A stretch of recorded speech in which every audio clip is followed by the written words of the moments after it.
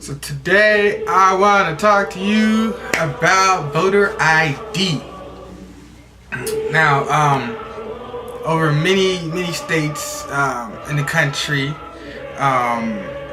like Texas, Alabama, some of the southern states, they're passing the Arizona. I want to say has got one too. They're passing these laws that say that you can't vote unless you have an ID. Voter's driver's license, and state ID, a voter ID card. All these things are basically taking away your rights unless you pretty much have a birth certificate. Now, what if you don't have a birth certificate? What if you're an American-born citizen and you don't have a birth certificate? You don't have any identification. You're poor. Let's just say, we'll take New Jersey, okay? Say you had a home, you were poor, dirt poor in New Jersey. You don't drive, so you ride the subway and the train and stuff everywhere. You don't have any money, and Hurricane Sandy just came through and washed away. Even if you had a birth certificate, it just washed it away. So you don't have any access to it. There's no record of it or anything like that. You don't have an ID. So, okay, say you actually had a birth certificate or whatever, and you don't have an ID. Usually, to go get another copy of your birth certificate, you need an ID. You need some kind of identification to get a copy of it. Otherwise, you're just SOL. So I mean, ID is like something that's like, it's the new Germany Papers, Please. When the police stopped back in Nazi Germany, I really don't like talking about Germany, but I mean it's the best and worst example. In Nazi Germany, the police they used to go after the Jews, and how they would target the Jews is they would pull people over, stop and frisk, and ask for their papers or ID. Let me see ID. Let me see your driver's license. Like you're not legitimate. Like you don't have a right to be here. Like you're some illegal. Like. Anyways, and by them doing this, what they did was they specifically targeted people. They targeted the Jews, and by targeting the Jews, and by them being required to carry papers on them at all times, they were sent to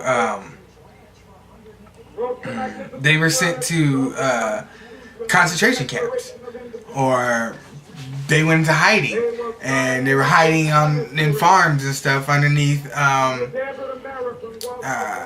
homes and stuff, like an underground railroad.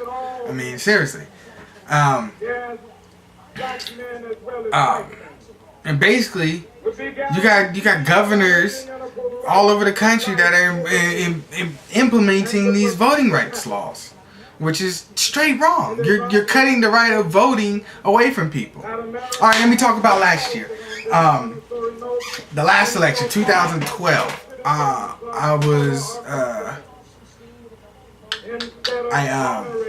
registered. I didn't go to the Social Security or whatever. I didn't register online or anything. Somebody came by my house and knocked on my door and registered me to vote or whatever. And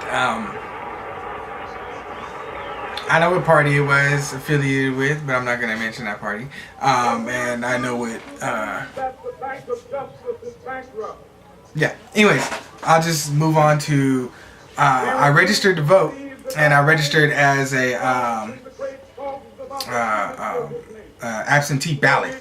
It was basically I was gonna send it in early. I wanted to vote early, and make sure that my vote got counted. But I never received the ballot. I didn't even receive. I never got a ballot sent to my house. Never. I didn't even get. I didn't even get the sample ballot with like all the measures and stuff. I didn't even get that. So none of my, and actually all of my whole family was all registered as absentee ballots, and none of us got ballots on time. None of us. There was four of us in the house.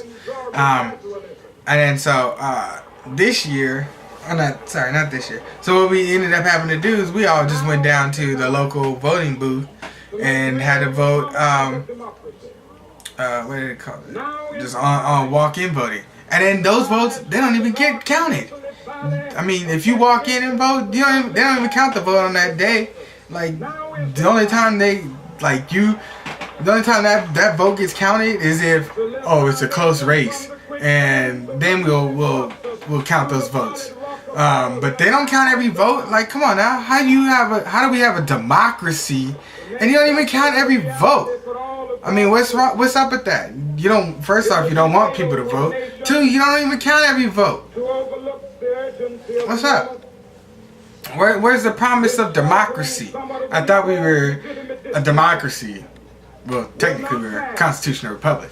But all these politicians, and they love to talk about democracy, spreading democracy all over the world. But we don't even live in a democracy. Like, you don't want to count the votes, and you don't want people to vote.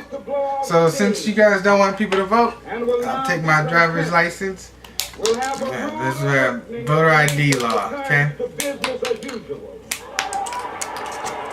You don't want people to vote.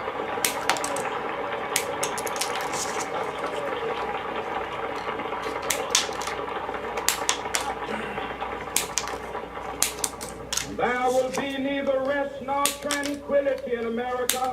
Yeah. Until the Negro there we go. his citizenship rights. No ID for me. Now, until the bright day. What we face a crisis with our economy is an inflation crisis, and a dollar crisis, I should say, which will lead to inflation, massive inflation. We must not be guilty of wrong. And when this happens, there will be an uprising. And when this uprising happens, we cannot be violent. We must practice like Gandhi. Gandhi, what he did was, in India, the Indians, India back, that's in the East. I'm talking about overseas. India, they were conquered, they were colonized, I should say, by the British. And Gandhi was leading the Indians out of oppression from the British. So what he did was he didn't use violence, and we must not use violence. What he commanded his people to do was they I want to believe I think it was after Gandhi got killed. I'm not quite positive. I need to look it up. But I think it was after Gandhi got killed. His number two, the second in command, they wanted him to be violent, and he didn't. What he did was he led them to When will you be satisfied? What they did was they walked up to the line of British soldiers holding each other's arms, and they walked up to the soldiers and literally got beat to death, or beat it bloody and busted up and everything. And one by one, they just kept walking. The Indians just kept walking over the ones that were just beaten to death, beaten bloody, beaten senseless. And they just walked over them, stepping over them, holding each other's arms to walk up and get beat, be the next in line to get beat. And they did this all day. And this immovable, this unstoppable force, soul force, is what eventually won the Indians their freedom. And we cannot. This is the strategy that we must use. We must not become violent. We must not lower ourselves to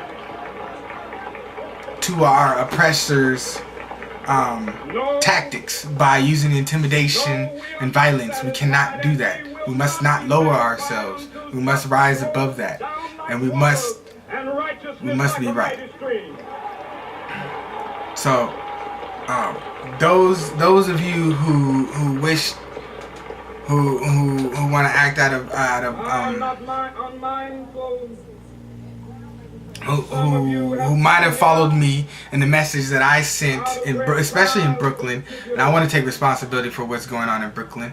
I don't want, especially if there's any violence in Brooklyn, I don't want any violence. That is not right. We must not be violent. We must rise above this. We must not move past black on black violence and turn on to our white brothers or our yellow brothers, or we must not turn on each other, on each other races, on different races. We must all stand together, white, yellow, black, and brown, all poor. We must stand together, because we are all brothers. We're all brothers in this struggle against poverty and inflation. So we must stand together. Stand with love. Stand with hope. Stand for freedom. Stand for truth. Stand for justice. Stand for righteousness. But always, not violent.